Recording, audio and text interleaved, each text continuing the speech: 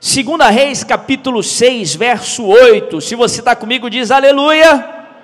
Se você está com muita fé, diz glória a Deus. Amém. A palavra de Deus diz assim: ora, o rei da Síria estava em guerra contra Israel. Depois de reunir-se com os seus conselheiros, disse: montarei o meu acampamento em tal lugar.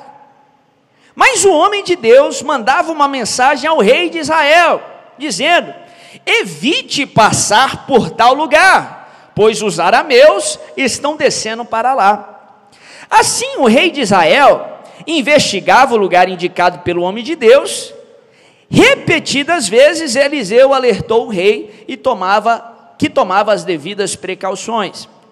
Isso enfureceu o rei da Síria, ou o rei dos arameus, que, convocando os seus conselheiros, perguntou-lhes: vocês não me apontarão qual dos nossos está do lado do rei de Israel? Respondeu um dos conselheiros: nenhum de nós, majestade, é Eliseu, o profeta que está em Israel, que revela ao rei de Israel até as palavras que tu falas em teu quarto. Ordenou o rei: descubra onde ele está, para que eu mande capturá-lo. Quando lhe informaram que o profeta estava em Dotã, ele enviou para lá uma grande tropa com cavalos e carros de guerra. Eles chegaram de noite e cercaram a cidade. O servo do homem de Deus levantou-se bem cedo, pela manhã, e quando saía, viu que uma tropa com cavalos e carros de guerra havia cercado a cidade. Então ele exclamou: ah, meu senhor, o que faremos? O profeta respondeu: não tenha medo, aqueles que estão conosco são mais numerosos do que eles. E Eliseu orou: Senhor, abre os olhos dele para que veja. Então o Senhor abriu os olhos do rapaz, que olhou e viu as colinas cheias de cavalos e carros de fogo ao redor de Eliseu. Quando os arameus desceram na direção de Eliseu, ele orou ao Senhor: fere estes homens de cegueira. Então ele os feriu de cegueira conforme Eliseu havia pedido. Eliseu lhes disse: este não é o caminho, nem esta é a cidade que procuram. Sigam-me, e eu os levarei ao homem que vocês estão procurando. E os guiou até a cidade de Samaria. Assim que entraram na cidade, Eliseu disse: Senhor, abre os olhos destes homens, para que possam ver. Então o Senhor abriu-lhe os olhos, e eles viram que estavam dentro de Samaria. Verso 21, e eu vou encerrar. Quando o rei de Israel os viu, perguntou a Eliseu: devo matá-los, meu pai? Devo matá-los? Olha que história interessante, até um pouco que inusitada. A Bíblia fala que o rei da Síria, o exército da Síria, estava em guerra contra Israel. Naquele tempo, o exército da Síria era um exército mais poderoso que o exército de Israel. E a Bíblia fala que eles estavam avançando no território de Israel, e estavam tramando planos para que pudessem derrotar o exército e toda a nação de Israel. Interessante que, quando eles se reuniam, o rei e todos os seus generais, todas as suas tropas, para traçar as estratégias, eles diziam: vamos atacar em tal lugar, vamos programar para efetuar um ataque em tal região, em tal lugar. A Bíblia fala que o profeta Eliseu, ele mandava dizer ao rei de Israel os segredos do inimigo, ou os planos do exército inimigo. Isso não aconteceu nenhuma, nem duas vezes, isso aconteceu repetidas vezes. O Senhor revelava através do homem de Deus, o Senhor revelava através do profeta, quais seriam as investidas do inimigo. Chegou a tal ponto que o rei da Síria achou que ele tinha um traidor no meio dos seus soldados. E ele começa a fazer uma investigação para saber que quem tinha virado a casaca, quem estava em favor dos judeus.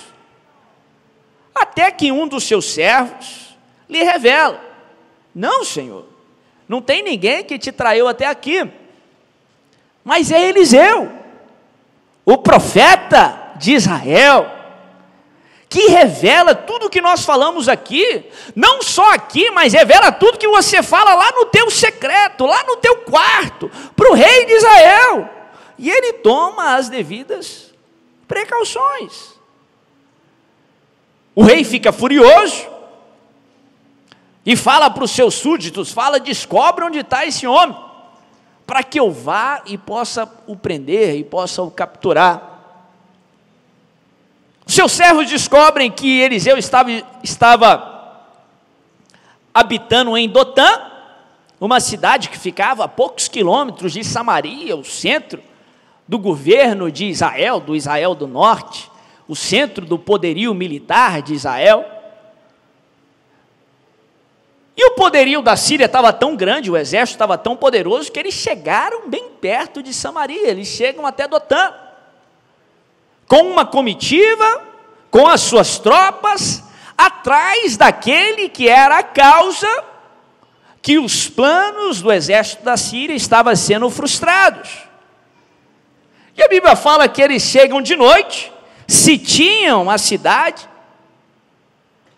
de tal modo que o servo de Eliseu, ele acorda bem cedo, ele sai da casa, e de repente ele se depara com aquela situação, um exército inteiro, de arameus, o povo da Síria, o exército inimigo que estava em guerra contra Israel, estavam cercando a casa de Eliseu, no intuito de capturar Eliseu e quem estava com ele, e provavelmente os matar. A Bíblia fala que o servo de Eliseu faz aquilo que qualquer homem faria, qualquer homem com a perspectiva humana. Ele fica desesperado, ele chega até o profeta e fala: meu pai, meu senhor, o que nós vamos fazer agora? Eliseu vira para ele e fala: calma, não temas. Ele diz: Senhor, abre os olhos desse rapaz, abra os olhos desse moço, para que ele saiba que mais são aqueles que estão conosco do que aqueles que estão com eles. De repente os olhos daquele rapaz se abrem, e ele vê tanta gente, tanta tropa, tanta carruagem de fogo, tanto soldado poderoso.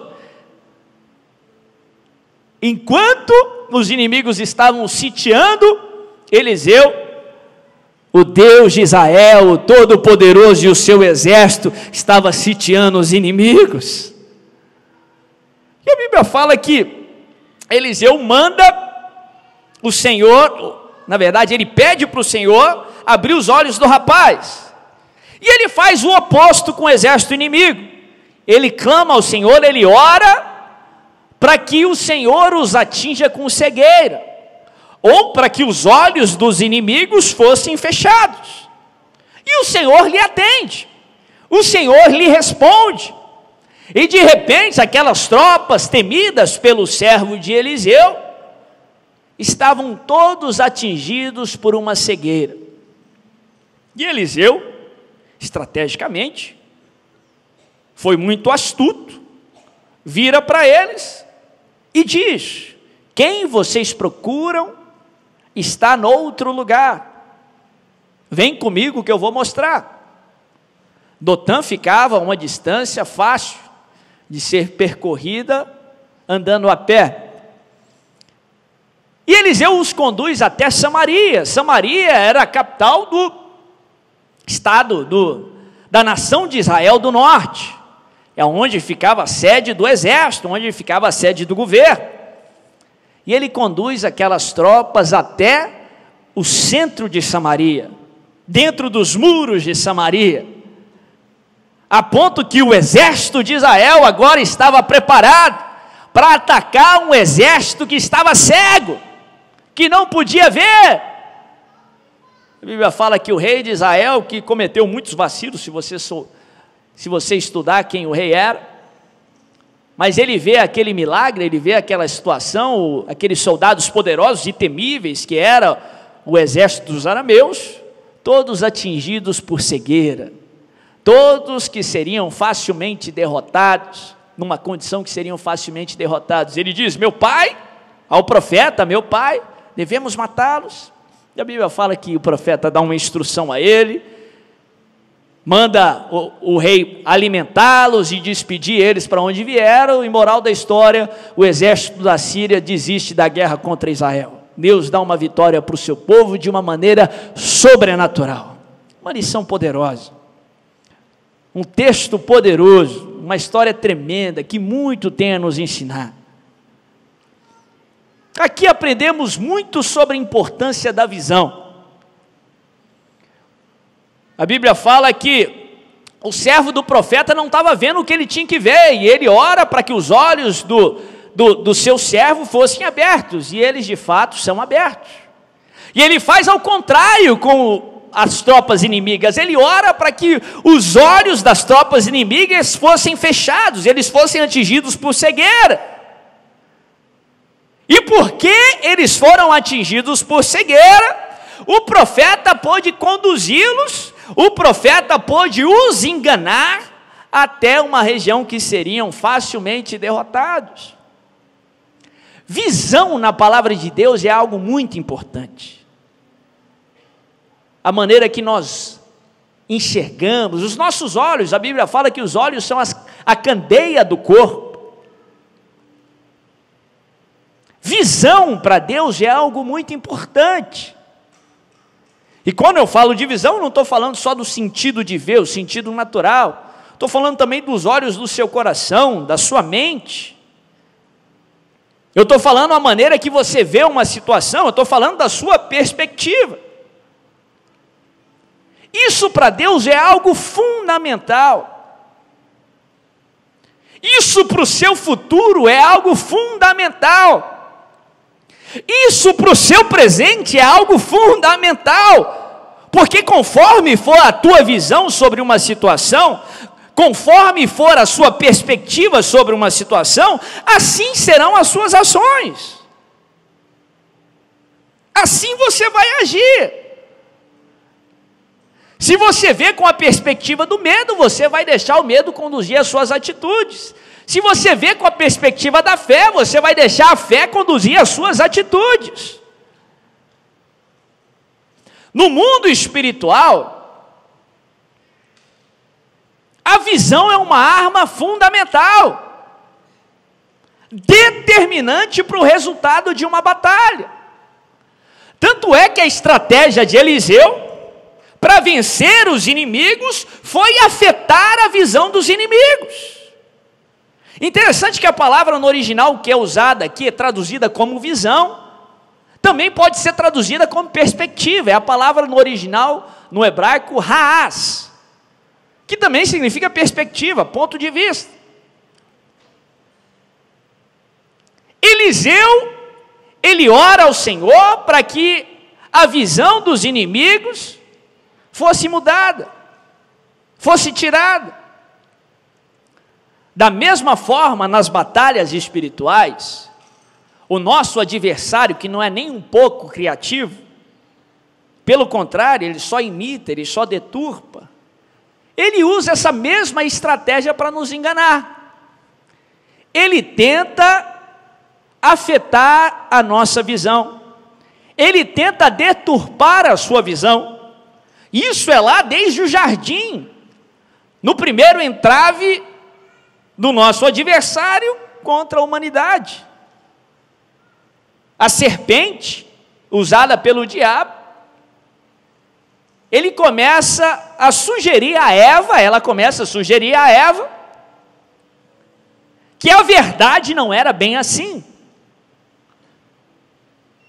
Que aquela aquele fruto da árvore do conhecimento do bem e do mal não era tão ruim assim. Porque se você comer desse fruto, você vai ser igual a Deus. Você vai ser conhecedor do bem e do mal. Em outras palavras, talvez Deus não saiba o que é melhor para você, tentando afligir a visão de Eva sobre aquela situação, a visão de Eva sobre o mandamento do Senhor, a perspectiva de Eva sobre o pecado. E desde então, o inimigo usa a mesma arma para atingir a humanidade, tentando deturpar a tua visão. Eu quero compartilhar algumas lições com você nessa noite, para que você tenha a visão correta. O tema da ministração hoje é visão. Fala comigo, visão. Mais uma vez, visão. Primeira lição, e é um tema que eu gosto de ministrar sobre ele. Primeira lição que eu aprendo com esse texto: a sua visão da realidade é muito mais importante do que a própria realidade. A sua visão, a sua perspectiva da realidade é muito mais relevante para você do que a própria realidade. Porque o ser humano experimenta muito mais a sua visão da realidade do que a própria realidade. Por exemplo, aqui nós vemos duas figuras muito bem definidas. Nós vemos o profeta, o homem de Deus, e o servo do profeta. Os dois vivenciando a mesma realidade, mas experimentando a mesma realidade de maneira diferente. O servo do profeta vê aqueles inimigos, vê aquela situação, e ele fica em pânico, ele fica desesperado. Na mesma realidade, na mesma situação, o profeta fala: calma, não temas. Depois nós aprendemos porque a visão do profeta era diferente do servo do profeta. O servo do profeta não estava vendo como o profeta, e por isso estava vivenciando da maneira errada. A mesma situação nós vemos naquela passagem que os discípulos, com Jesus no barco, enfrentam uma terrível tempestade. A tempestade era tão intensa, tão severa, que pescadores experientes, como alguns dos discípulos, que pescadores que já tinham presenciado e vivenciado outras tempestades, estavam pensando que aquela tempestade seria o fim deles. Eles achavam que iam morrer, e por isso estavam em pânico, e por isso estavam desesperados. A Bíblia conta que no mesmo barco, na mesma realidade, na mesma situação, Jesus estava vivenciando da maneira completamente oposta. Enquanto os discípulos estavam desesperados, achando que Jesus tinha se esquecido deles, a Bíblia fala que Jesus estava deitado e Jesus dormia. A maneira que você enxerga uma situação determina como você vai vivenciar a situação. Por isso que o inimigo vai fazer de tudo para que você tenha a visão errada, porque ele quer que a tua vida seja miserável. Ele não tem poder de te levar para o inferno, porque Jesus já pagou um alto preço para carimbar o teu passaporte para o céu. Só que ele quer fazer da tua vida aqui um inferno, e ele vai fazer de tudo para colocar escamas no teu olho, para mudar a tua perspectiva. Você não precisa ser muito bíblico para presenciar, para ver esse conceito. Eu cito muito aqui o exemplo do avião. No mesmo avião nós temos pessoas que são acostumadas a viajar, o piloto, os comissários, não se assustam com turbulência, não se assustam com os barulhos. E nós temos também os passageiros que são medrosos, que vê a viagem de avião na perspectiva do medo, na certeza que vão morrer. Não importa o quão o avião balança ou não balança, o avião vai cair. Eles vivenciam a mesma realidade de uma maneira miserável, eles ficam em pânico. O avião não pode fazer nada, não pode virar, não pode subir, que eles estão em pânico. E os outros enfrentam a mesma realidade, a mesma situação e estão tranquilos. Porque sabem que Jesus está no barco, porque sabem que quando Jesus está no barco é certo que vai chegar do outro lado. Quantos cristãos não passam uma vida inteira de uma maneira miserável, por perspectivas erradas, por verem da maneira errada. Segunda lição que eu aprendo aqui com esse texto, que é um pouco redundante, mas eu vou elaborar um pouco mais nisso. Veja como Deus vê. Veja como Deus vê. É importante que você veja como Deus vê. Que você tenha os olhos do Senhor. A Bíblia coloca isso de outra forma. Ela coloca que você tem a mente de Cristo. A Bíblia fala que o servo do profeta chega para ele desesperado e diz: meu Senhor, o que nós vamos fazer agora? Os discípulos do Senhor acordam: mestre, mestre, você não importa, não te importas que morramos? O profeta fala: calma, não temas. Jesus fala para os discípulos: não temas, homens de pequena fé.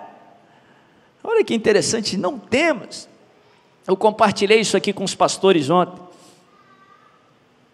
Essa expressão não temas, talvez seja a pior expressão para falar com quem está muito preocupado, para quem está muito ansioso.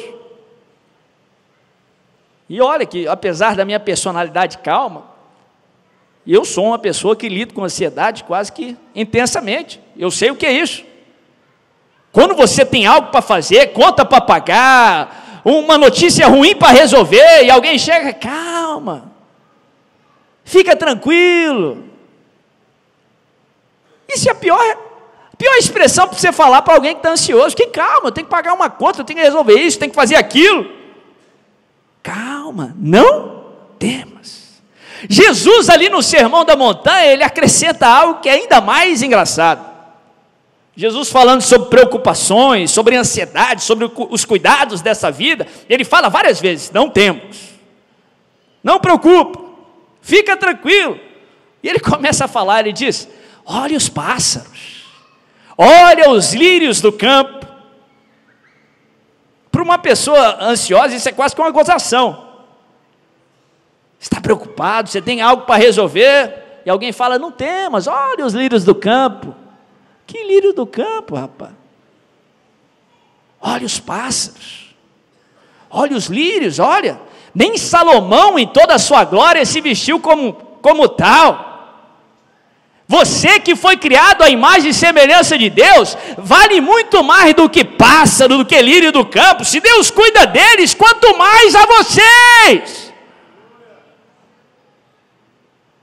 Mas falar não temas, calma, não preocupa, para mim é a pior expressão para falar para um ansioso, a não ser que você tenha uma informação que ele não tem, a não ser que você saiba de algo que ele não sabe. Eu ouvi algo muito interessante que para mim ilustra bem esse princípio. Uma pessoa falando que ela estava assistindo um jogo do seu time do coração, um jogo gravado. Algo também que eu não gosto de fazer, porque eu gosto de ver o resultado na hora. Mas tem gente que gosta tanto do futebol, que grava para assistir depois, e não quer saber o resultado antes de assistir o jogo. Só que esse camarada foi assistir esse jogo com um amigo que já tinha assistido o jogo, e portanto sabia do resultado. E ele mesmo sendo gravado a partida, ele gosta tanto do time, gosta tanto de futebol, que ele entrava na partida. Cada lance, ficava apreensivo. Só que como ele sabia que o amigo já tinha assistido o jogo, quando ele ficava apreensivo, o que ele fazia? Ele olhava para o amigo. Se o amigo estava tranquilo, ele também ficava tranquilo. Por que o amigo estava tranquilo? Porque o amigo sabia o resultado do jogo. Por que o servo do profeta fica desesperado, em pânico? Senhor, o que nós vamos fazer? O profeta fala: calma, não temas. Porque o profeta estava vendo algo que o servo não estava vendo. Por que Jesus diz para os discípulos, mestre, não te importa que morramos? Jesus fala, não temos, fica tranquilo. Sabe por quê? Jesus já sabia o resultado. Jesus já tinha visto o final do jogo. Sabe por que a palavra fala em 366 vezes na Bíblia a expressão não temas, não tenha medo, não preocupe? Sabe por quê? Porque Deus já viu o final do jogo. Ele já sabe o resultado. Sabe por que no meio da tormenta Ele está falando não tenha medo? Sabe por quê? Ele sabe que você vai ser curado. Ele já viu a sua família restaurada. Ele já viu essa porta que você está batendo tanto tempo sendo aberta na hora certa. Por isso que Ele está falando não temas. Ele tem uma informação que você não tem. Ele já viu o resultado da partida. Ele já viu que você vai vencer. Você vai ser curado. Você vai sair melhor do que você entrou. Por isso que Ele fala não tenha medo. Não temas. O profeta fala, não temos. E ele diz, Senhor, abra os olhos dele, para que ele possa ver que mais são os que estão conosco do que estes. Interessante que o profeta, o representante de Deus, não diz, Senhor, manda esse exército embora, derrama fogo dos céus, que Eliseu já orou assim uma vez, e dissipa todos esses arameus que vieram aqui. A oração do profeta é, abra os olhos. Muitas vezes Deus não vai aniquilar o problema. Muitas vezes Ele não vai tirar o problema da sua frente. Mas Ele quer mudar a sua perspectiva. Ele quer tirar as escamas dos seus olhos, para que você possa ver além do problema. Para que você possa ver do outro lado do problema. Enquanto os inimigos estão te cercando, estão te sitiando, antes de você se preocupar, o Senhor já estava sitiando os seus inimigos. O Senhor estava cercando os seus inimigos. Da mesma forma acontece com Gideão. As tropas, os midianitas, estavam oprimindo Israel numa outra época, e o povo de Israel clama por libertação, e sabe como Deus responde àquela oração? Deus não aniquila os inimigos, Deus não remove o problema. Interessante, lembra os discípulos, as duas vezes que entraram na tempestade, foram conduzidos por Jesus para a tempestade. Eles não entraram ali porque fizeram algo errado, eles entraram ali porque fizeram algo certo. Foi Jesus que os conduz no meio da tempestade. E presta atenção, Jesus não estava de fora da tempestade esperando eles saírem da tempestade. Jesus estava no meio da tempestade com eles. É no meio da tempestade que você vai encontrar com Deus. É no meio da tempestade que Deus vai revelar quem Ele é para você. É no meio da tempestade que Ele tem mais para você. A Bíblia fala que ao invés de tirar o problema dos midianitas de Israel, o Senhor envia o seu anjo ali para Gideão. Gideão, o nome Gideão significa coragem. Ele tinha nascido para ser corajoso, um valente, um líder em Israel. Esse era o projeto de Deus, o propósito de Deus para Gideão.